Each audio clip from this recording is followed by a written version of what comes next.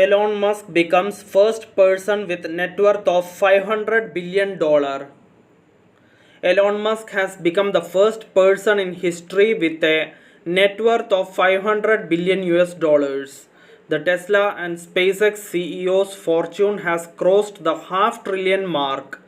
At his current pace, Musk could become the world's first trillionaire by 2033 when Tesla's proposed $1 trillion compensation package begins vesting. Tesla stock rose nearly 4% Wednesday, adding about 9.3 billion to Musk's fortune. The stock has nearly doubled since April when Musk announced he would step back from his role leading President Trump's Department of Government Efficiency (DOGE) to refocus on the electric vehicle maker. Thank you for listening. Thank you for watching. Thank you everyone. Bye.